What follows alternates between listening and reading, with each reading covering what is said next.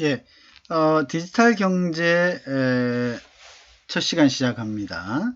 여러분들하고 이번 학기에 디지털 경제 같이 수업하는 유승우입니다. 디지털 경제라는 것이 무엇이냐?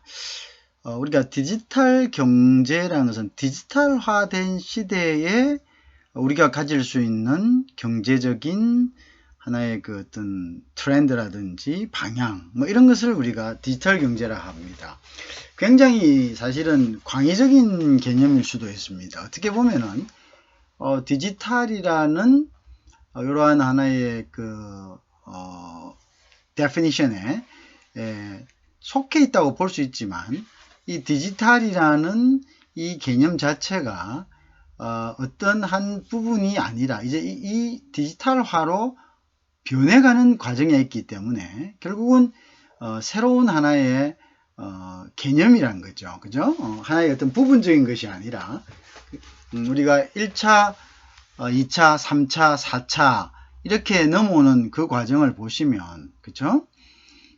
그거와 똑같은 거죠. 1차에서 2차로 넘어왔을 때는 물론 1차의 어떤 그 잔재가 남아있지만 2차에서 거의 독점되고 거의 이제 우리가 소위 하는 occupied 되고, 그죠? prominent 되고, 뭐 이런 용어들을 씁니다. 그죠?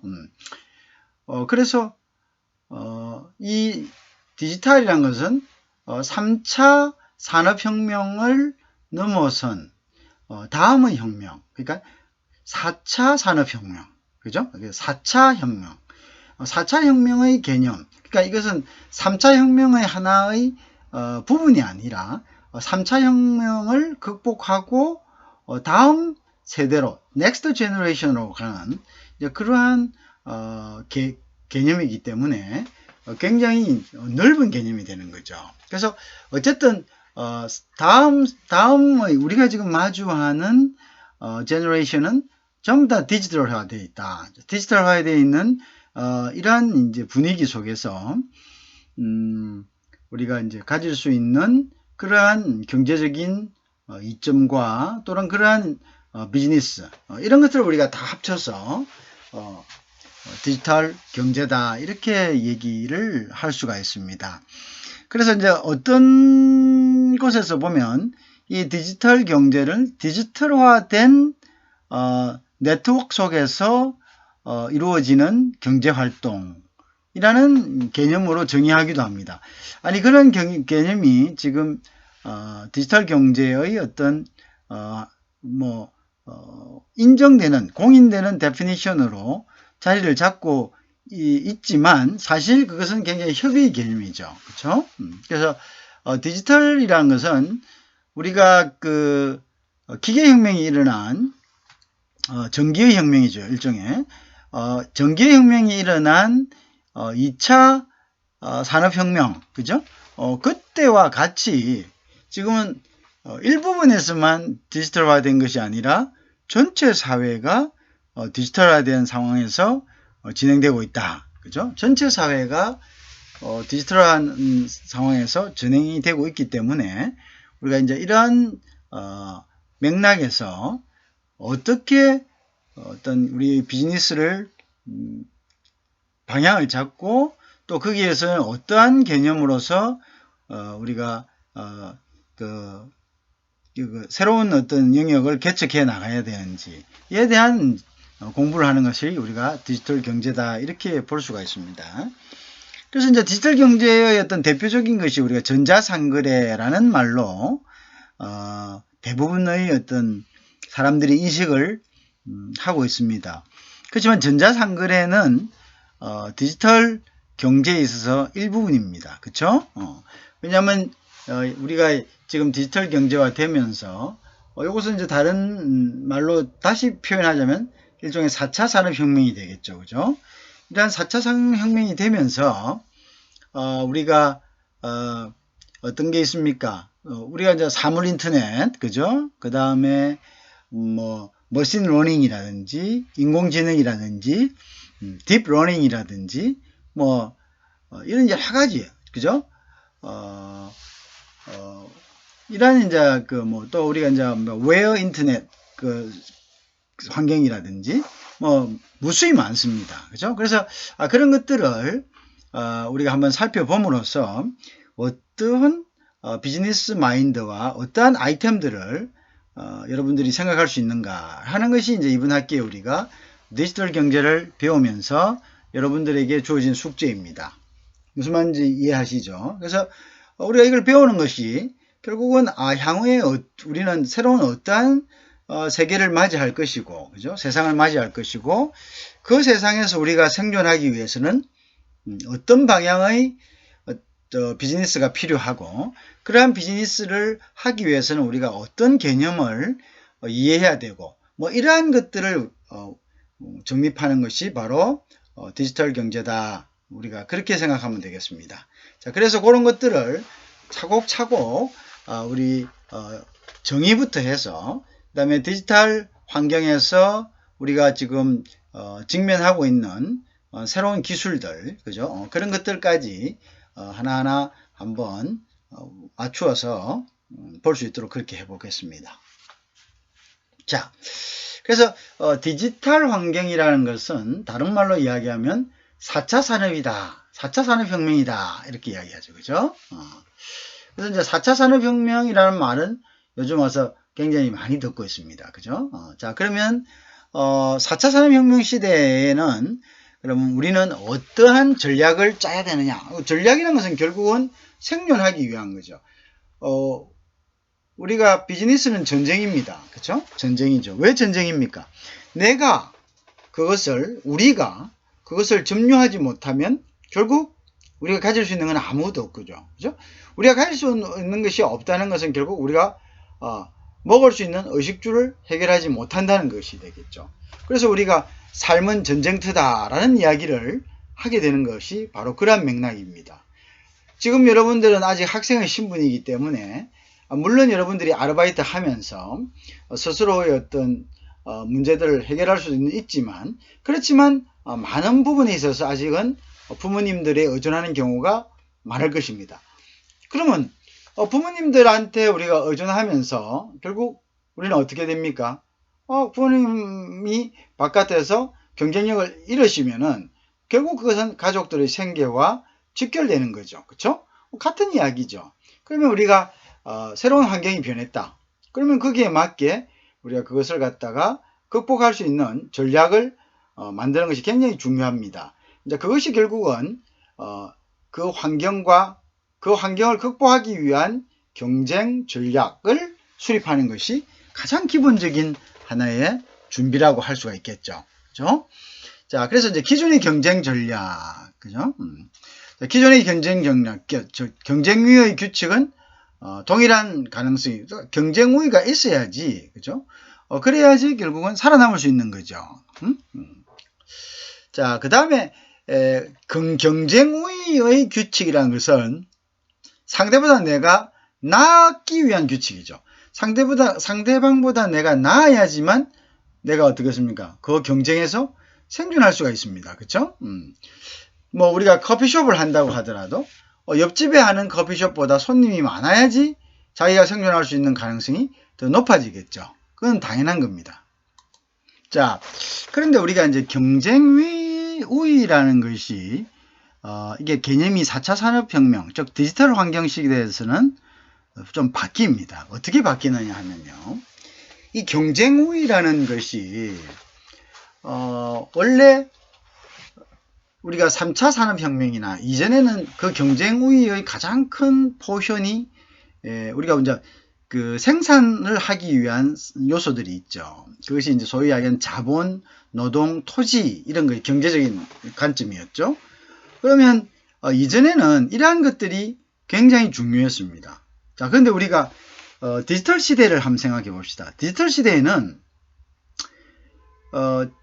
이 자본에 해당되는 것이 상대적으로 자본을 많이 가지고 있다라고 해서 경쟁 우위를 가지는 것은 아닙니다. 토지도 마찬가지고 그 다음에 인력도 마찬가지죠. 여러분들 보세요. 인력이란 것이 맨파워란 것이 우리가 이 사이버 디지털 환경에서의 맨파워란 것은 보통 이런 물리적인 환경에서의 맨파워하고는 틀리죠. 물리적인 환경에서는 예를 들면 생산을 하기 위해서는 어떻게 해야 됩니까? 물리적으로 힘을 쓸 수 있는 머리수가 필요하지 않습니까? 그죠? 머리수가. 그러니까 소위 하는 노동력 그 자체가 필요한 거죠.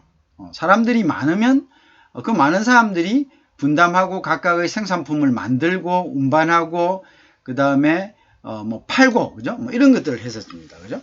그 다음에 예를 들어서 확장이 있었어도 내가 돈이 있으면 더 많은 점포를 확장시킬 수가 있죠. 그러면 규모의 이득을 가질 수가 있겠죠. 그죠? 그 다음에 이제 우리가 토지 같은 것도 물리적인 공간이 필요하죠. 보관하고 그다음 생산하고 이렇게 하기 위해서는 필요하죠. 근데 우리가 사이버라는 말 그대로 한번 보세요. 디지털이라는 것은.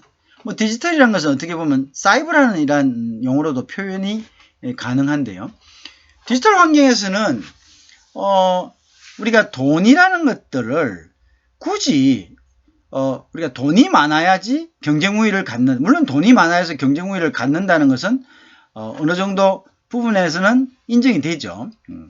자, 그렇지만은 돈보다는 더 많은, 더 빠른 정보가 필요한 거죠. 소위 이야기하는 데이터가 필요한 거죠. 그죠? 데이터는 여러 가지를 의미하겠죠. 개인의 어떤 신상에 관한 데이터들, 그죠? 그 다음에 어떤 지식에 관한 데이터들, 그죠? 근데 데이터를 많이 확보한 기업이 결국 이것은 돈을 많이 확보한 기업과 기존에 똑같다. 왜?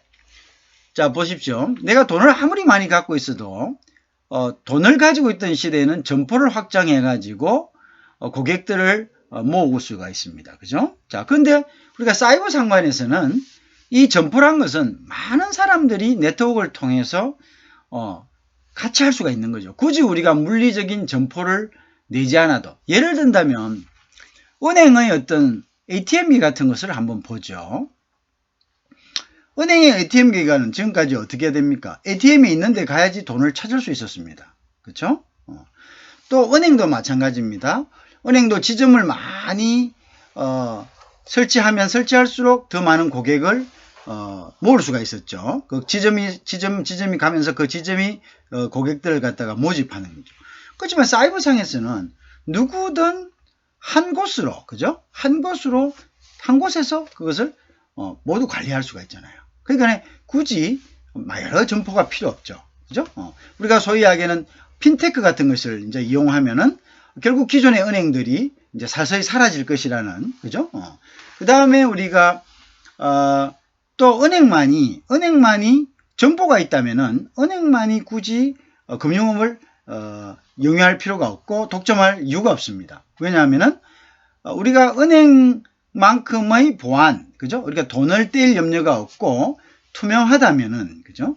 우리가 은행을 두는 이유는 그만큼 투명하게 그리고 신뢰성을 가진 그러한 어떤 기관이 필요하기 때문에 자격을 두고 엄격한 자격하에 은행 허가를 내주는 거죠. 금융 업무를 처리할 수 있는 허가를 부여하는 거죠. 그런데 예를 들어서 많은 사람들이 금융 시스템을 감시할 수 있다면은 우리는 굳이 은행에게만 금융 업무를 맡길 이유는 없는 거죠. 그렇죠?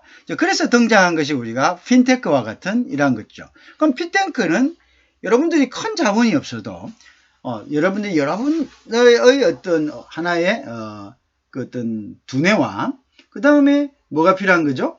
소프트웨어를 개발하고, 그죠? 그 다음 그 고객들, 돈을 찾는 고객들이 누군지를 알 수 있는 정보, 소위 이야기하는 데이터만 있으면은 여러분들 얼마든지 마케팅하면서 그 공간에서 많은 그 자기 고객들을 확보를 할 수 있는 거죠. 그죠? 그래서 이런 것들이 바로 뭐냐면 경쟁 우위가 변하고 있다. 앞전에는 돈이, 자본이, 노동이, 토지가 이것이 경쟁 우위를 이야기하는 거였다면 지금은 데이터, 그죠? 데이터, 그 다음에 두뇌, 뭐 소프트웨어 이런 것들이 바로 경쟁 우위를 접하는 하나의 어떤 원천이 된다 이렇게 볼 수가 있겠죠. 그죠? 그래서 많이 바뀌었다는 거죠. 그래서 우리가 디지털 경제에서는 자기가 아이디어가 있으면은 많은 돈이 필요 없어도, 왜냐하면 사이버 상이라는 것은 일정한 금액만 내면은, 자, 우리 여러분들 전자상거래 같은 것도 한번 보세요. 자, 우리가 보통은 디지털 경제라는 것은 디지털화된 플랫폼에서 뭔가 비즈니스를 하는 것, 이런 것들을 우리가 디지털 경제라 하죠. 거기에는 플랫폼 제공자도 있을 것이고요. 예를 들어서 전자상거래의 어떤 운영하는 그러한 전자상거래의 플랫폼을 운영하는 그런 기업도 있어요. 왜냐하면 전자상거래 플랫폼이라는 것은 전자상거래를 할 수 있는 이러한 기능들을 갖추어 놓고 여기에 마치 물리적인 공간에 가게들이 입점하는 것처럼 또는 사무실이 들어오는 것처럼 그 공간에다가 각각의 상거래로 비즈니스를 하고 싶은 사람들에게 일정한 돈을 수수료를 받고 공간을 활당해 주는 것. 그럼 이건 결국 뭡니까? 이것은 결국은 기존의 토지의 개념을 대체인 거죠. 사이버 공간이. 그죠? 그리고 또 뭡니까? 큰 돈의 어떤 우리가 건물을 지으려면은 건물을 짓는데 막대한 돈이 필요하지만 이러한 사이버 공간을 지어 가지고 분양하는 데는 그리 큰 돈이 필요하지 않죠. 그죠? 그러니까 여러분 모두도 다음 세대에서는 여러분이 직면한, 다음 세대가 아니죠. 지금 여러분이 직면한 이 세대에서는 얼마든지 개개인의 비즈니스로서 꿈을 펼칠 수 있는 그러한 시대가 바로 디지털 경제의 시대다. 이렇게 보면 되겠습니다. 자, 그래서 그런 이제 데피니션 자체가 뭐에 대한 경쟁 우위, 즉 competition advantage라 그러죠. 경쟁 우위, 그죠? 그래서 우리가 advantage라는 것은 우위라는 이야기입니다. 우위, 그죠? 그래서 우리가 보통 보면 경영학에서 ownership advantage, 즉 소유 우위, 그죠? 그 다음에 location advantage, 즉 입지적 우위, 입지로 봐서 다른 사람들보다, 다른 곳보다 훨씬 좀 장점이 있는 곳, 이걸 갖다가 우리가 입지 우위다 이렇게 하고, 그죠? 그렇게 그런 것들을 말하는 뜻으로 경쟁의 원천은, 경쟁을 가질 수 있는 원천은 이제 자본과 토지와 노동이라는 그 개념에서 데이터, 즉 데이터로 그것이 이제 개념이 바뀌어가는 이러한 것들이 바로 디지털 환경과 이러한 디지털 환경에서의 우리의 경제 생활을 우리가 디지털 경제다 이렇게 이제 보는 거죠. 자, 그래서 디지털 경제에 대한 데피니션에 대해서 여러분들이 이제 어느 정도 감을 잡았을 거라고 생각이 됩니다. 자, 그래서 이제 보면 그래서 이제 경쟁의 원천은 상회할 가능성이 높죠. 그죠? 그래서 경쟁의 원천이 스마트하면서 연결된 제품이고 정감 형식이다. 자, 우리가 이제 AR이라든지 VR 같은 것들이 있습니다. 또 그 예를 들면요. 옛날에는 공간이 있어야 되겠죠. 공간이 있어가지고 또 이런 것도 있습니다. 여러분들이 개발하기 나름입니다. 그죠? 여러분들은 언제든 자기 스스로가 뭐냐면 경쟁 우위의 원천인 거죠. 자기 스스로의 능력.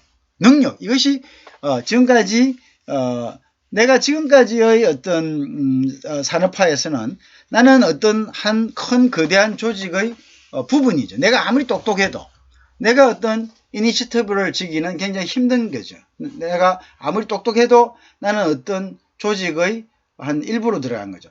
회사원으로 들어간다든가, 그죠?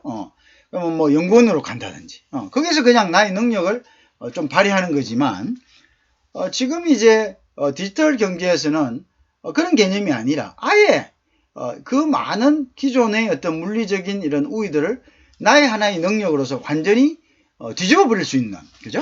그죠?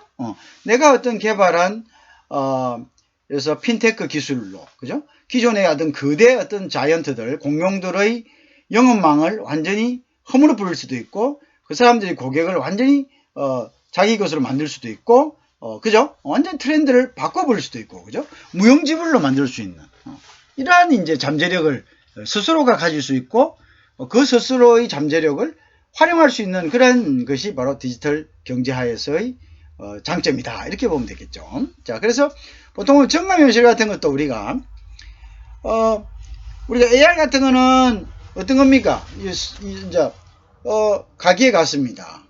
가게에 가가지고 옷을 입어요. 보통은 옷을 입으면 그냥 옷이 많이 있고 그 매장에 옷이 있습니다. 그러면 일일이 들어가서 피팅룸에 가서 옷을 입고 주고 나오고 자기도 둘러보고 그 다음에 옆에 있는 점원도 봐주고 그래서 의견이 좀 일치되면 이제 사는데 사실 뭐 자기는 좀 마음에 안 드는데 점원이 여러 가지 사정상 그 옷을 꼭 팔아야 된다. 그러면 좋습니다. 막 이렇게 해가지고 그 점원이 막 아주 심하게 프레트리 하면 조금 이제 이렇게 칭찬을 하는 거죠. 그러면 자기도 모르게 기분이 업돼가지고 그걸 사와가지고 그냥 해버리죠. 그럼 나중에 또 후회를 하고 또 나중에 가서 뭐 바꿔달라면 바꾸니 안 바꾸니 아뷰를 하고 그러면 이제 기분 상하니까 또 안 가게 되고 그러면 이제 자기도 손해를 보고 그 점원도 손해를 보는 거죠. 회사 입장에서는 고객을 놓치는 거죠. 그죠? 근데 그럼 고객을 놓치면 그 고객만 놓치냐? 그 고객 놓치는 게 아니죠. 우리가 단순히 어떤 비즈니스를 할 때 그 고객 하나를 놓친다. 그럼 저 사람 뭐 안 하면 그만이지. 다른 사람 받으면 되지. 그렇게 어리석게 생각하면 안 되죠. 그죠? 저 사람이 내 고객이 돼서 저 사람이 향후에 10년을 온다고 생각해 보세요. 10년을. 그죠? 그러면 1년이면은 1년에 옷을 한 벌 산다고 하더라도 한 50만 원어치 산다 합시다. 1년에. 그러면 벌써 10년이면 500만 원어치인데. 그죠? 그러면 나는 지금 저 사람한테 다음에 안 오는 50만 원을 손해본 게 아니라 어떻게 되죠? 500만 원을 손해보는 거죠. 그죠? 근데 그건 이제 기본적으로 한 10년 온다고 하고. 근데 보통 그 사람이 더 올 수도 있는 거고. 그 다음에 그 사람뿐만 아니라 그 사람 가족들에게 그 사람이 기분 좋으면 추천할 수 있는 기회도 있잖아요. 그러면 그 사람이 가족들에게 한 두세 사람에게 추천을 했다 합시다. 그러면 그 두세 사람의 목도 떨어져 나간 거죠. 그러면 결국 어떻게 됩니까? 또 1,000만 원이 떨어져 나간 거고. 그럼 그 사람의 또 친구. 그러니까 그렇게 기하급수적으로 실질적으로 그렇습니다. 실질적으로 손님이 우리가 갑자기 불어나는 거 있죠. 그러면 결국 입소문을 탄 거잖아요. 그죠? 입소문을 타면은 선전할 필요도 없죠. 손님이 갑자기 어느 날 몰려오는 거죠. 자, 결국 무슨 말입니까? 내가 예를 들어서 한 손님을 소홀하게 대했다면 내가 그것은 자기가 주인이면 자기 비즈니스에 엄청난 손해를 가져오는 거고요. 자기가 점원이면은 그 사업주에게 엄청난 손해를 끼친 거죠. 그리고도 자기가 월급을 받는 거죠. 그러면 그건 정말 윤리적으로 맞지 않는 거죠. 그쵸? 물론 이제 내가 이런 소리를 하면은 그게 반감을 갖는 학생들도 있겠지만 그거는 이제 자기가 나중에 그 위치가 되면은 내 이야기의 어떤 의미를 나중에 알게 될 겁니다. 그죠? 지금은 뭐 자기가 그냥 자기는 내가 일한 대로 돈 받는다. 내가 돈 받는데 뭐 그런 게 뭐가 그래 대수롭지 않나 하면서 나의 말에 지금 조금 반감이 있을 수도 있습니다. 그죠? 그렇지만 그것은 지금 여러분이 아직 어려서 그런 거고 나중에 여러분들이 다른 사람을 고용할 수 있는 그런 이제 기회가 되고 나이가 된다면은 그건 또 입장이 틀려집니다. 그죠? 뭐 자기는 또 그런 기회가 없다 하더라도 자기 친구나 아니면 나중에 이제 자기가 나이가 들어서 자기 자식들이 어떤 비즈니스에서 오너십을 했을 때는 내가 지금 한 이야기가 무슨 이야기인지 충분히 이해될 때가 있을 거라고 생각됩니다. 자, 어쨌든 지금까지는 그렇게 하는데 또 인간인 이상 자기가 희노애락이 있는데 100% 손님을 최대한대로 손님을 대할 때는 웃음 띤 얼굴로 친절하게 대하는 게 제일 좋겠죠. 근데 사람인 이상 또 여러 가지 희노애락이 있기 때문에 우리가 그것을 컨트롤하지 못할 때가 있을 것입니다. 그죠? 자, 그런데 이러한 부분들을 정감현실이 해결해 줄 수 있다는 거죠. 무슨 얘기냐? 자, 여러분이 옷가게에 갔습니다. 그러면 정감현실 프로그램은 여러분들이 이제 그거를 옷을 딱 입습니다. 그죠? 자, 실제 옷을 입지 않습니다. 여러분들이 VR 할 때와 똑같이 하나의 정감현실을 느낄 수 있는 뭡니까? 이게 이제 장치를 딱 하는 거죠. 눈에 딱 끼고 그럼 자기가 또는 눈에 끼거나 아니면 거울에 자기 몸이 딱 스캔이 되면서 스크린에 여러 가지가 우리가 옛날에 인형 옷 입히기 게임 같은 게 있었잖아요. 인형 옷 입히기 게임을 그걸 딱 그대로라기보다는 이제 그 인형 옷 입히기 게임은 딱 정해진 그쪽에서 만들어 놓은 인형에다가 자기가 옷을 입히죠. 근데 이제 AI라는 것은 자기가 스캔을 딱 받아지는 겁니다. 자기 체형과 모든 그 그대로. 그러면 그것이 그 옷을 파는 그 매장의 컴퓨터에 입력이 돼 가지고 바로 스크린에 나타나고 이제 거기에 나타난 자신이 인형이 되는 거죠. 옷 입히기 인형이 되고 자기가 이제 입을 옷들을 다 이렇게 터치해야 하면은 그 정감 현실이 AR이 그대로 그 옷을 입었을 때의 피팅의 모습들을 그대로 다 비춰줍니다. 비춰주면서 또 그게 비춰주는 것만 아니라 요것은 요런 장점이 있고 요건 요런 단점이 있고 요거는 피팅이 어느 정도 줄여져야 되고 요거는 조금 더 줄였을 때 이렇고 우리가 보통 이제 보면은 이제 가서 거기 있는 이제 옷집에 어떤 점원이 요거는 조금 더 줄이면 좋겠습니다. 요거는 얼마 정도 줄이면 좋겠습니다. 하는 것을 컴퓨터가 다 해주는 거죠. 누가 어느 컴퓨터가 인공지능이 다 해주는 거죠. 인공지능이 수많은 데이터들 그죠? 수많은 데이터들을 가지고 빅데이터를 가지고 이 사람이 요런 체형이라면 보통 B형에 예를 든다면 B형의 체형에 해당되고 이 옷으로 한다면 맞다, 맞지 않다. 내지는 이 옷을 해서 가장 맵시 있게 입으려면 어떤 부분에 어떻게 수선되어야 한다. 이게 그냥 쫙 나오는 거죠. 그럼 우리는 그걸 보고 전문에게 의존하지 않고 현명하게 자기 스스로 아주 체계화된 그 다음 통계 데이터에 해가지고 딱 그죠? 그 다음에 이제 요런 색깔하고 또 다른 게 어떻게 어울리면은 어떤 모습이 좋다. 뭐 이런 식으로 쫙쫙쫙쫙 나오는 거죠. 그게 소위 이야기하는 AR입니다. 그죠? augmentation, 그죠? 정감 형식이다.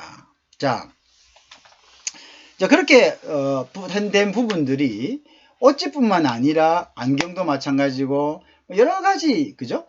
소위 이야기하는 이제 아파트 같은 경우도 마찬가지죠. 아파트에도 가서 자기가 이렇게 놓아보는 거죠. 그죠? 놓아보는 거죠. 가구 배치도 하고. 그러면 놓아진 가구 배치가 결국 그것이 똑같이 가구점에도 쉐어링이 되고, 그죠? 그 다음에 건설회사에도 쉐어링이 되고. 그래갖고 그것이 이제 삼위일체 돼서 바로 시행이 올라가는 거죠. 그러면 상담을 하면 그거 상담한 내용을 또 가구점에 가가지고 또 돌아보면서 요런 거 주세요. 요런 거 주세요. 이렇게 하는 게 아니라 그대로 이제 그것을 그 가구를 제공했던 그 가구의 모델이 되었던 회사에 알려지고 그 회사에서 그 모양 그 정감 현실을 그대로 보고 또 어떻게 합니까? 똑같이 이제 거기에 맞게 고객이 원하는 니즈를 만족시키면서 와서 설치를 하고 그죠? 그것이죠.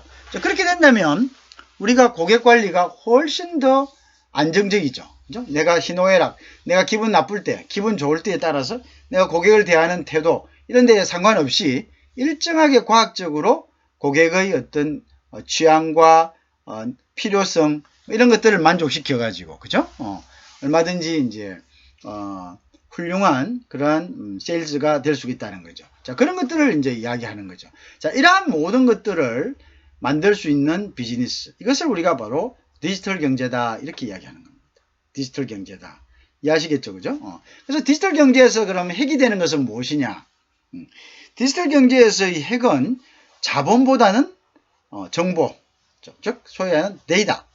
데이터가 가장 중요하겠죠. 그죠? 그래서 여러분들 알다시피 데이터를 가진 기업이 다음 세대의 4차 산업시대의 비즈니스를 주름잡게 되어 있고 데이터가 결국 자본보다 더 큰 힘을 발휘하는 거죠. 그래서 우리가 모든 기업들이 데이터를 모으는데 혈안이 되어 있죠. 그죠? 그래서 데이터를 모으는 거. 결국 데이터를 모으기 위해서는 돈이 필요하지만 결국 돈만 있다고 해서 데이터를 효율적으로 모을 수 있는 건 아니라는 거죠. 그죠? 돈 이퀄 데이터다. 이렇게 봐서는 안 된다는 거죠. 그죠?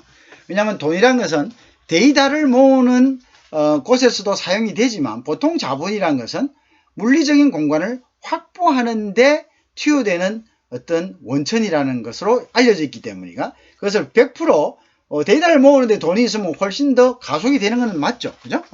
맞지만 그죠? 예를 들어서 경품 장치를 해서 경품을 주면서 개인 데이터를 수집할 수도 있는 거고 그죠? 여러 가지 촉진이 되겠죠. 자, 그렇지만 꼭 그렇게 한다고 해서 데이터를 돈의 양만큼 섭취하는 것은 아니죠.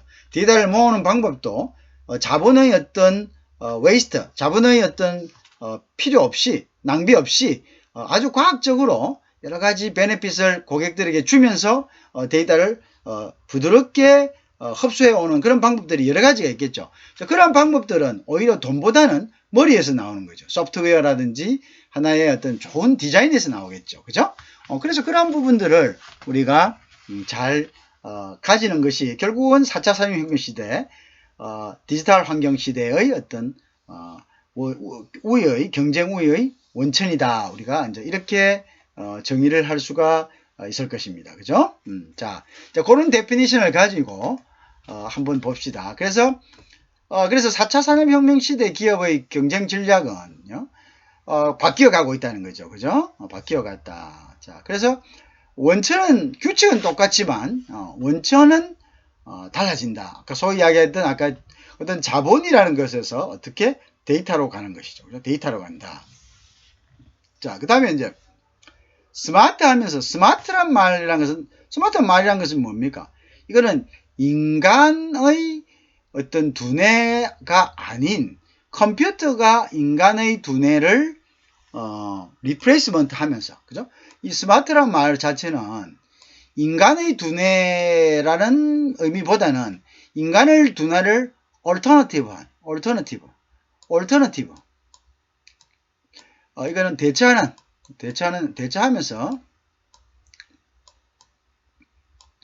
자, 인간의 두뇌를 대체하면서, 그죠? 대체하면서 인간의 두뇌와 거의 흡사한, 또는 인간의 두뇌를 능가하는, 이러한, 결정을 내리는 이러한 시스템을 우리가 스마트다 이렇게 이야기합니다. 스마트하다 이렇게 이야기하죠. 그죠? 그러한 이러한 것들이 연결된 제품이다. 그 다음 보통은 이런 것도요. 사물 인터넷이죠. 자, IoT와 유사하지만 스마트하면서 연결된 제품은 제품의 본질에 초점을 두고 있고요. 그 다음에 정보기술이 정부 자체에 통합한 부분으로서 정보기술이 제품에 들어가 있는 거. 그죠? 아까 이야기했죠. 정보기술이 제품에 들어가 있는 거. 자, 그 다음에 이제 요거는 물리적인 제품 플러스 기술 제품. 기술은 센스, 프로세스, 소프트웨어. 자, 결국이죠.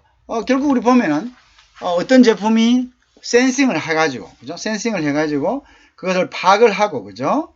그것을 마이크로 프로세스, 즉 결정할 수 있는 컴퓨터에서 CPU가 마이크로 프로세스에 해당하죠. 그래서 어떤 정보가 수집이 됩니다. 그래서 정보란 것은 센서에서, 예를 들어서 이런 거죠. 우리가 이거 한번 봅시다. 우리가 이제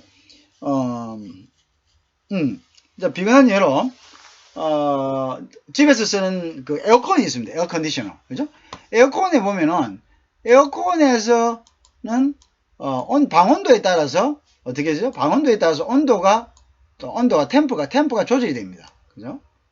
자, 요걸 간단한 예인데요. 예를 들면 어떤 겁니까?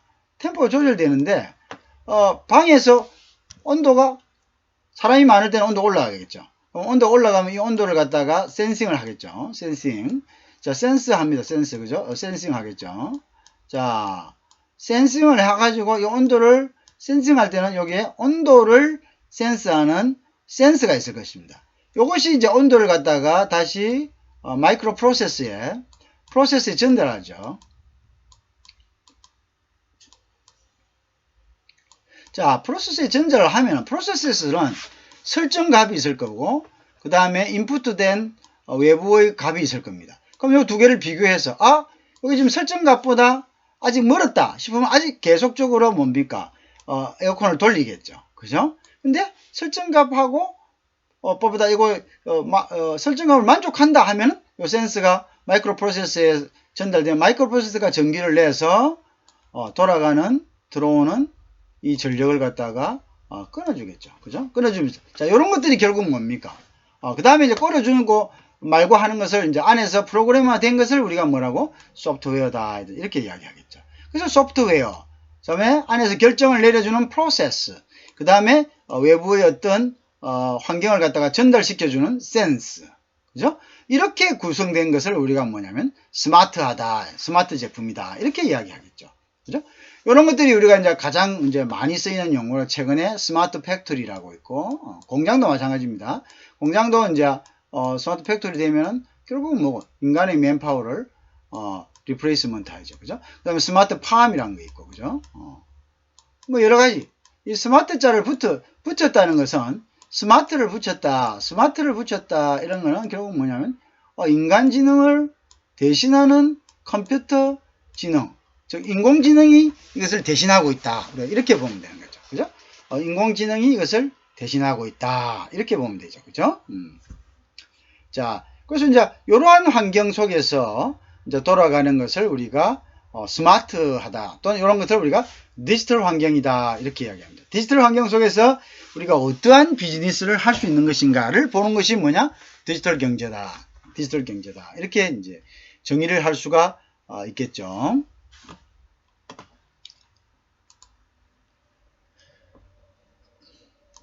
자, 그 다음 이제 외부 구성은 제품의 클라우드죠. 그죠? 그 다음에 이제 클라우드라는 것은 우리가 가상 공간에다가, 그죠? 이게 저장하는 그러한 시스템들을 이야기합니다. 그래서, 제품의 데이터를 저장하고 분석하는 거죠. 가상 공간에 저장하는 경우도, 우리 이 가상 공간에서는 여러, 사람들이 공유할 수 있죠. 그래서 때와 장소를 가리지 않고, 필요한 데이터를 우리가, 굳이 물리적으로 휴대하지 않더라도 가지고 다니면서, 그죠? 이렇게 이용을 할 수가 있는 거죠. 또 분석할 수가 있는 거고, 또 공동으로 같은 문서를 이렇게 보면서 여기서 또 이렇게 그거 할 수도 있는 거죠. 그죠? 그러한 이제 장점들이 있다. 그죠? 그게 또 굉장히 스마트한 거죠. 우리가 이것들 공통으로 쉐어할 수 있다. 그죠? 쉐어할 수 있다. 이런 장점들이 우리가 있습니다. 공통으로 쉐어할 수 있다. 그죠? 이런 장점들이 있습니다. 자, 그 다음에 이제 애플리케이션이 작동하여 제품의 기능과 성질, 애플리케이션이 작동하면서 여기에 이제 어떤 기계가 있으면 이 기계에 뭐 이러한 부분들 안쪽으로는 센싱이 있고 뭐 센스하고 센싱하고 프로세스가 있고 또 센싱이 있고 그죠? 이런 식으로 이제 또 안에 이제 요것을 센싱을 전체적으로 움직일 수 있는 소프트웨어, 그죠? 소프트웨어가 있죠, 그죠? 소프트웨어가 있다. 소프트웨어가 있어서 한다. 그 다음에 여기에 대한 부분들은, 데이터는 다시 클라우드에, 저장이 되고, 그죠? 이런 이제 시스템들이, 이렇게 되어 있는 거죠, 그죠? 자, 그런데 이제 이런 것들이 전체적으로 하나의, 한 부분이 다른 애플리케이션에 모두 이렇게 연결이 되어 있는 거죠, 그죠? 이런 것들이 이제 이렇게 연결이 되어 있다. 그죠? 다른 애플리케이션에 이렇게 연결이 되어 있다. 자, 이렇게 해서 이제 돌아가는 거죠. 그죠? 이렇게 해서 돌아가는 거죠. 우리가 보통 이제 이야기하는 이러한 사물 인터넷도, 그죠? 사물 인터넷도 이런 애플리케이션이 모두 다 연결된 거잖아요. 그죠? 연결돼가지고. 애플리케이션이 연결돼서 유기적으로, 그죠? 유기적으로 이제 작동하는 거겠죠. 그죠? 사물 애플리케이션이, 예를 들어서 뭐, 냉장고에서 여기에 있는 주방에 있는 쿠커에다가 다 또 연결이 되어 있고 또 여기도 뭐 에어컨디션에도 연결이 되어 있고 뭐 이런 여러 가지 그죠? 이렇게 모든 사물들이 하나의 애플리케이션 해가지고 연결이 다 돼 있잖아요. 그죠? 그래서 이제 이러한 것들을 우리가 소위 이야기하는 이제 스마트하면서도 연결된 제품이다 이렇게 되겠죠. 그것이 이제 한 예를 본 거죠. 디지털 환경에서는 이제 이러한 부분들로 모두 이제 변해가고 있다는 거죠. 이러한 부분들로 우리가 이제 이동되어 가고 있다. 그죠? 자, 이러한 데피니션에 대한 이해들이 굉장히 중요한 거죠. 이러한 데피니션에 대한 이해가 있어야지만이 우리가 굉장히 적절한 이러한 비즈니스 모델을 우리가 구할 수가 있습니다. 그죠? 비즈니스 모델을 구할 수가 있다. 결국은 비즈니스 모델이 어떤 거냐 이런 것을 갖다가 우리가 만드는 것이 결국 디지털 경제다 이렇게 보면 되는 겁니다. 디지털 경제 하에서는 어떤 비즈니스 모델을 만드는 것이 중요한 것인가, 그죠?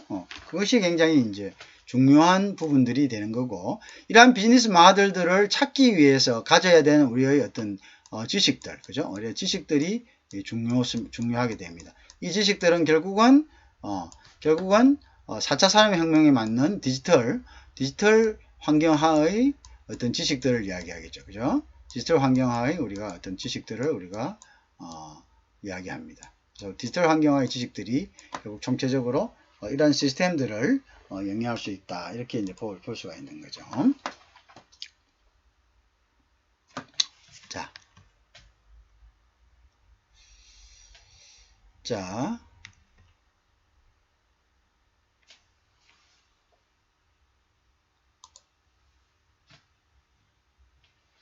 그 다음 보겠습니다. 자, 그래서 이제 우리가 디지털화라는 것은 어떤 거냐라는 것이 봅시다. 물론 이제 요 앞에서는 예를 들었죠. 예를 들었는데 이제 여기서는 그럼 우리가 디지털이 뭐냐, 어떤 걸 우리가 디지털이라고 하느냐, 그죠? 거기에 대한 데피니션을 우리가 한번 볼 필요가 있겠죠. 디지털에 대한 데피니션이 어떤 것이냐, 그죠? 그게 이제 우리가 중요한 건데요. 자, 그래서 아날로그 형태의 정보입니다. 디지털 형태로 변환해서 변환된 디지털 정보가 디지털 회로, 디지털 장치, 네트워크를 통해서 처리되고 저장되고 전송된다. 이렇게 되죠. 그죠? 자, 우리 이런 겁니다. 온도죠. 온도. 그죠? 온도. 예를 든다면 습도. 자, 그 다음에 압력. 그래서 이런 게 있다 합시다.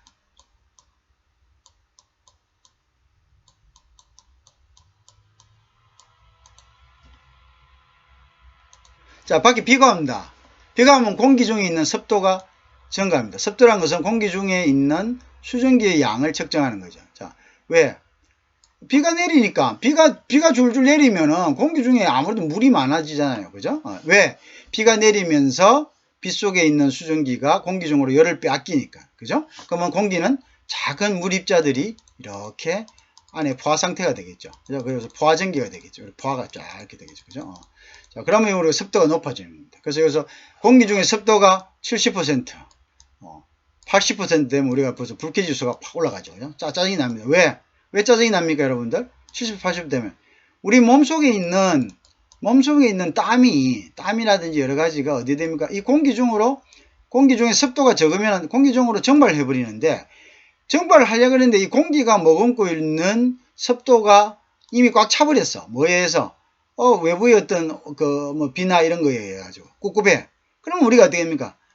별로 기분이 안 좋죠. 그죠? 그래서 이제 우리 결국은 습도가 높다는 이야기는 결국은 공기 중에 있는 수증기의 양을 측정했다는 거죠. 그죠? 이거는 공기 중에 있는 수증기의 양은 이건 물리적인 겁니다. 물리적. 있는 그대로입니다. 결국 우리가 물리적이라는 것은 실체가 있는 거죠. 실체. 물질적인 거죠. 물리적. 자, 제가 마우스를 써서 조금 글자가 엉망입니다만 이해하고 보세요. 자, 물리적이다.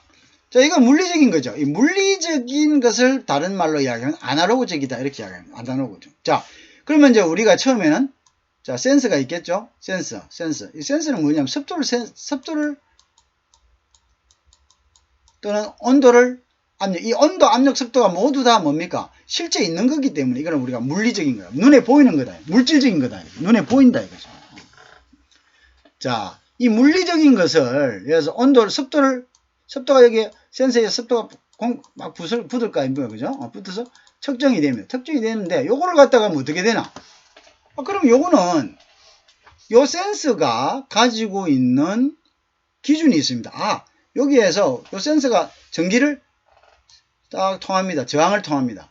저항을 통하면 요 센서 끝에서 여기 이렇게 갔는데 여기 부딪히는 보통 이 실험을 통해서 보니까 여기 가서 돌아오는데 요 한 바퀴 딱 돌아오는데 5초가 걸릴 때는 여기에 아무것도 없을 때다. 물방울이 없을 때다. 자, 그럴 때 물방울이 얼마 정도 없을 때냐? 그럴 때는 한 습도가 10%에서 한 20% 될 때다. 이렇게 딱 경험칙에 의해서, 통계에 의해서 미리 이 값을 가지고 있는 거죠. 근데 한 10초가 걸릴 때는 보니까 여기 한 50% 이상이 요 앞에 센서가 젖어 있는 경우더라. 그러면 요거는 습도는 한 50% 되어 보이거나. 자, 요거는 안에 있는 요 센서가 가지고 있는 뭡니까? 데이터죠. 데이터죠.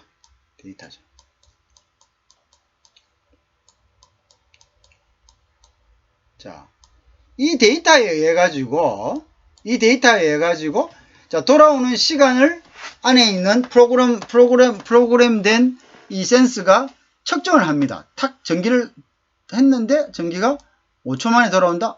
그러면 이거는 10%. 그래서 요걸 갖다가 10%라고 다시 누구한테 줍니까? CPU. 이 컴퓨터의 머리, 두뇌에다가 주는 거죠. 자, 요 CPU에게 주는 것을 우리 CPU가 이제 프로세서라고 아까 이야기했죠.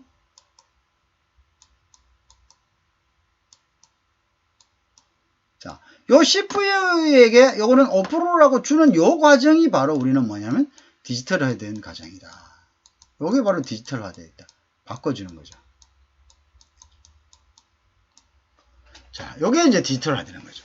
결국 디지털화됨으로써 밖에 있는 물리적인 온도, 압력 센서와 같은 이런 측정이 되는, 즉 어떤 물리적인 모습이 있는 이러한 값들이 결국은 컴퓨터로 전환돼서 내부에서 디지털화로 바로 변환이 되는 거죠. 그렇죠? 그래서 전환이 돼 가지고 여기 있다가 이 프로세서에서 기존에 설정해 놓은 값하고 이 값하고 여기서 이제 15%가 만약에 들어왔다. 자, 그럼 설정해 놓은 값은 에어컨을 돌릴 때 한 30%가 되었을 때 돌려라. 요거는 이제 안에 있는 소프트웨어가 있겠죠. 소프트웨어, 애플리케이션 소프트웨어. 자, 이렇게 되면 요거는 15%니까 아직 돌리지 않는 거죠. 그죠? 자, 그런 식으로 저장되고 전송되고, 자, 요거는 15% 되다. 그러면 예를 들어서 여기에 50%가 들어왔다. 인풋 값이. 그러면 50% 들어왔니? 그럼 요걸 갖다가 에어컨에다가 전송을 하는 거죠. 전송을 해서 어떻게? 요거는 지금 빨리 돌려야 된다. 해서 에어컨에서 전기를 공급하게 만드는 거죠. 그죠? 요런 시스템들이죠. 그럼 요거는 또 요것뿐만 아니라 다른 원격지에 있는 다른 이제 하나의 큰 사물 인터넷을 통해서, 사물 인터넷이란 것은 이러한 각 개개의 뭡니까? 개개의 어떤 디지털 기기들이 연결된 것을 우리가 사물 인터넷이다. 이렇게 이야기하죠. 사물 인터넷. 연결돼서 유기적으로, 그죠? 유기적으로 작동하게 하는 것이죠. 그죠? 그것을 우리가 밖에서 이제 회사에서 마치고, 회사에서 일을 마치고, 집으로 옵니다. 자, 집으로 옵니다. 집에 오면서, 집에서, 차에서, 리모트로, 집에 가서 이제 내가, 옵션을 딱, 누르죠. 집에 가서 이제 일단 목욕해야 되고, 샤워해야 되고, 이제 겨울이라고 합시다. 예를 들어서. 자, 목욕한다. 자, 이렇게 되다. 주인이 목욕을 한다고 할 때는, 목욕하고 식사한다. 분명히 식사할 것이다. 그러면 어떻게 합니까? 목욕물 덮으면서 동시에 어떻게? 쿠커에 있는 요리까지 이제 이렇게 같이 되는 거죠. 이런 시스템이라는 거죠. 예를 든다면. 그죠? 그 다음에 이제 또 어떻게 합니까? 목욕만 덮으면 안 되죠. 집에 가면 추우니까 뭡니까? 보일러도 돌아가겠죠. 그죠? 보일러도 돌아가게 한다. 자, 이런 것들이죠. 이런 것들이 이제 보통 사물 인터넷이라고, 이제 이런 것들을 갖다가 센싱 하는 것 자체가 뭐냐면 바로 이렇게 하겠죠. 예를 들어서 보일러 돌아가는데 보니까 추운 것 같았는데 밖에는 추운데 안에는 온도가 아직 안 춥다. 그럼 이거 안 돌아가겠죠. 그럼 이걸 어떻게 합니까? 이것도 다 방온도를 센싱 하겠죠. 센싱. 그죠? 바깥 온도도 센싱 하겠죠. 뭔가에 의해서. 바깥에 보일러실 외부 온도하고 이렇게 해가지고 센싱이 다 돼서 비교돼가지고 전송돼서 거기서 처리가 되겠죠. 그죠? 이러한 시스템들로 이제 넘어가는 이제 장치들을 우리가 이야기를 하겠죠. 그죠? 자, 그래서 이런 것들을 우리가 디지털화 되었다라고 이야기할 수가 있겠습니다. 그죠? 자, 그래서 이제 요걸 이제 요것들을 우리가 디지털화다. 이렇게 아까 좋은 이야기를 이제 이야기했죠. 자, 예를 들었죠. 자, 그래서 이제 요거를 아날로그를 변환한다. 안에서 변환하죠. 디지털 형태로 변환한다. 디지털 형태라는 것은 컴퓨터가 처리할 수 있는 입니다. 컴퓨터 언어로 처리해서 이것을 다시 요 디지털 회로를 통해서 장치 움직이고 네트워크를 통해서 처리되죠. 아까 처리했죠. 그 다음에 저장되는 거죠. 네트워크를 통해서는 것은 여러 주변 기기들, 즉 IoT, 즉 사물 인터넷에서 사물 인터넷으로 연결된 기기들을 통해서, 그죠? 작동시키게 하고 유기적으로, 그죠? 그런 것들을 이제 할 수 있게 만든다. 이제 이렇게 되겠죠. 그죠? 자, 그렇게 돼 있다. 그죠? 자, 그래서 이제 우리가 요것들을 이제 이야기하는 것이죠. 요것들을 우리가 자, 그래서 이런 거를 우리가 디지털화다, 디지털라이제이션이라고 이렇게 이제 이야기하는 거죠. 자, 디지털 혁명 시기와 디지털 혁명의 의미다. 자, 왜 그럼 우리가 이게 디지털 혁명 시대라는 것을, 디지털 혁명 시대는 완전 패러다임이 완전히 바뀐다 그랬죠. 아날로그 시대 때 하고는 완전히 다른 패러다임을 우리가 갖는 것을 우리가 디지털 혁명이다 이렇게 이야기하죠. 그래서 우리가 디지털 혁명 때는 반드시 아날로그된 것을 구분해야 된다. 그래서 디지털은 완전히 개념 자체가 틀리기 때문에 그렇다는 거죠. 그죠? 그죠? 자, 그래서 디지털 혁명 이전 시대에는 우리가 아날로그 데이터를 썼습니다. 아날로그 데이터는 이런 식입니다. 온도가 들어오잖아요. 그럼 온도 그 자체로서 끝나는 겁니다. 온도가 들어오면 그냥 온도계의 온도만 표시하는 거죠. 몇 도다, 몇 도다. 여기서 끝입니다. 그냥 우리가 온도만 보고, 이거 다른 연결되는, 이 연결, 센싱에 의해서 이걸 디지털화 해가지고 서로 다른데 이 정보를 전달할 수 있는 방법이 없습니다. 물론, 물리적인 방법으로, 예를 들어서 벨로우즈 같은 게 있겠죠. 요런 식으로 되어 있는데요.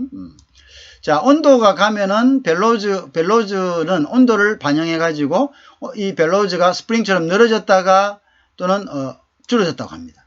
그러면 늘어져가지고, 예를 들어서, 이런 거죠. 이제 여러분들이 보세요. 요렇게 돼가지고, 이제 요렇게, 여기에 이제 온도가 전달이 된다고 합시다. 자, 온도가 뜨뜻하니까, 그죠? 온도가 뜨뜻하면 늘어납니다. 이게, 그죠? 이게 늘어나겠죠? 우리 보통, 모든 것들은, 온도를 가하면 늘어나게 되어 있습니다. 자, 늘어나게 해서 이게, 늘어났을 때는, 무언가를 위를 이렇게 꽉 조을 수 있죠. 꽉 조을 수 있습니다.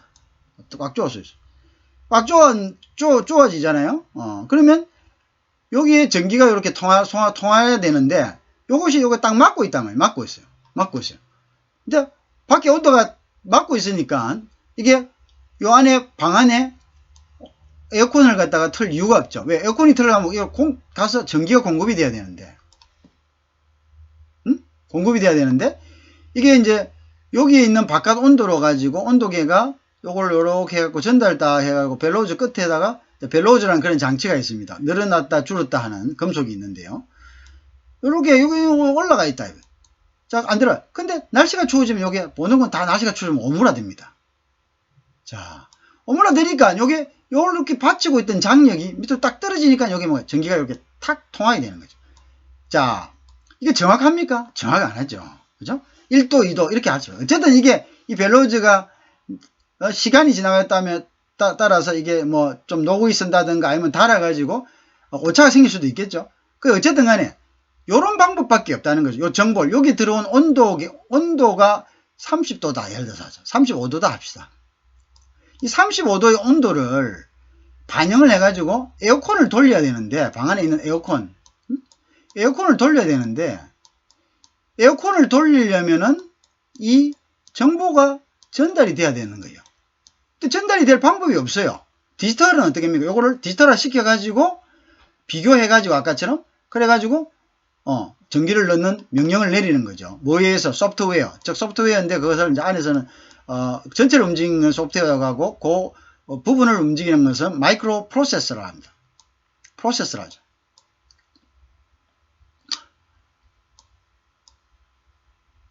자, 프로세서. 자, 프로세서를 하는데, 자, 프로세서에서 돌렸는데, 요것은 이 아날로그 방식은 온도가 오면 그냥 그대로 물리적인 방식을 아날로그 방식입니다. 그대로 요 방법밖에 없는데, 이렇게는 전달이 가능하겠죠. 그렇지만 이건 디지털화 해야 되는 게 아니죠. 왜?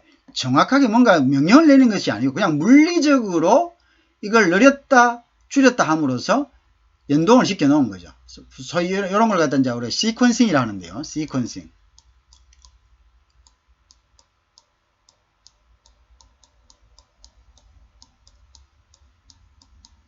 시퀀스, 연속되다 이런 뜻입니다. 시퀀싱이라는데 이 시퀀싱에 의해 가지고 그냥 물리적으로 작동한다는 것이지 어떤 디지털화된 값을 가지고 그걸 갖다가 변환시켜서 이렇게 작동되는 이런 시스템은 아니라는 거죠. 이해하시겠죠? 그죠? 자, 그래서 이것은 그냥, 이 아날로그는 그냥 그대로, 그냥 압력도 마찬가지, 그냥 보고 마는 거고요. 그 다음에 우리가 이제 소위 이야기하는, 이런 거죠. 우리 압력밥솥 있어요. 압력밥솥. 자, 우리 압력밥솥 두 가지 있습니다. 옛날에 우리가 칙칙폭폭 압력밥솥 있었죠. 밥솥이 있으면, 야, 여기 이제 압력 안전밸브라는 게 있습니다. 안전밸브.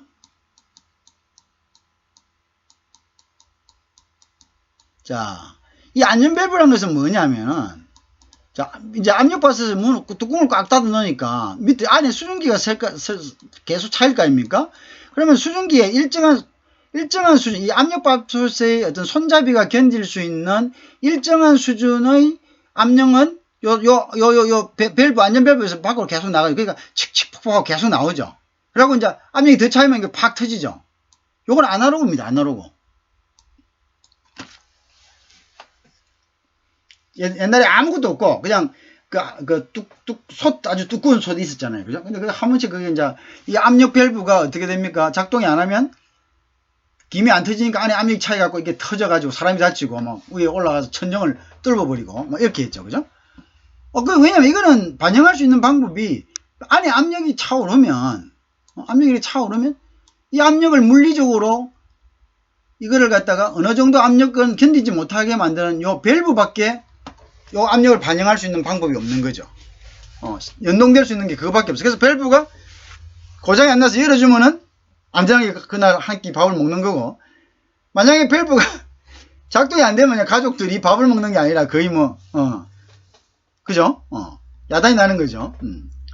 자, 요런 것들이 우리가, 근데 이제 최근에 보면 압력밥솥은 다 디지털에 대해서, 요거는 이제 안에 있는 센서가 압력을 감지해가지고 그 압력에 맞게 계속적으로 뭡니까? 문을 열어줘서 칙칙폭폭 하겠죠. 그 다음에 어떻습니까? 만약 이게 보면서 칙칙폭폭이 잘못돼가지고 이 밸브가 잘못돼가지고 압력이 계속 상승하면 자동적으로 전기가 꺼져버리죠. 그죠? 경보가 울리면서. 자, 그러면 디지털과 아날로그의 분명한 차이가 나오죠. 뭐냐? 이것은 디지털은 서로가 뭡니까? 연동되어서 최적의 어떤 컨트롤을 할 수 있다는 거하고, 아날로그는 그 부분이 불가능하다는 거죠. 그죠? 그것이 차이가 되겠죠. 이해하시겠죠, 여러분들? 그것의 차이가 되겠다. 자, 그래서 이제 그런 부분들이 우리가 이제, 아날로그와 디지털의 차이고, 그것이 바로 우리가 지금까지의, 앞전까지 디지털 환경이 오기까지의 어떤 환경들이 아날로그 환경이었고, 지금은 이제 뭐 어떻게, 디지털 환경으로 왔다. 그죠? 그래서 이제 그런 부분들이 엄청난, 차이를 가지고 오겠죠. 당연히 가지고 오겠죠. 그죠? 우리가 요까지만 말만 들어도 분명히 이제 우리가 느낄 수가 있겠죠. 그죠? 자, 그래서 이제, 그런 부분들의 차이를 여러분들이 잘, 이해를 하셔야 됩니다. 이해를 하셔야 되고, 자, 완전한 디지털 혁명 시기는, 그죠? 그래서 부분적인, 지금은 아날로그 디지털, 저기 전환하는, 소위 하고는,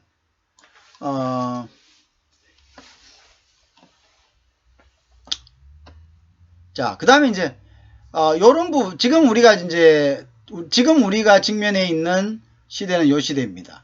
부분적 디지털 환경식입니다. 아날로그를 아까 전환했지 않습니까? 아까 밥솥의 예도 들었고, 온도계 예도 들었고, 그죠? 자, 요렇게 전환하는 요런 시기, 즉 중간, 즉 디지털 아날로그 형태의 데이터를 디지털 형태의 데이터로 전환하는 요 시기를 우리가 요 시기에 지금 와 있다 이렇게 보면 됩니다. 그죠? 그 다음에 이제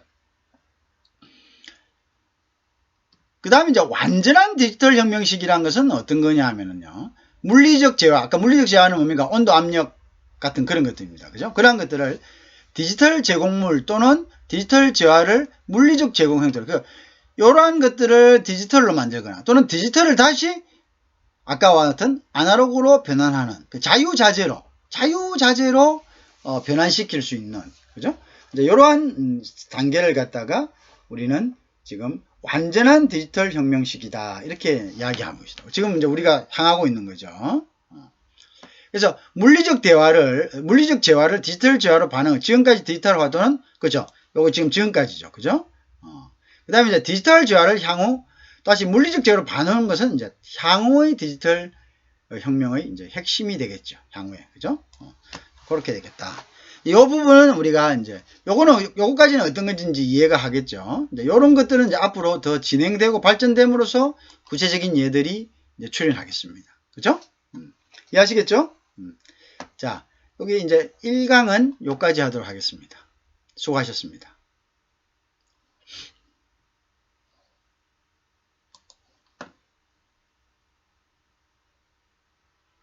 그리고 여러분들이 이걸 듣는 데 있어서는 배속으로 들으시면 안 됩니다. 배속으로 들으시면 안 되고 여러분들이 꼭 이 부분은 정상 속도로 들으셔야 됩니다.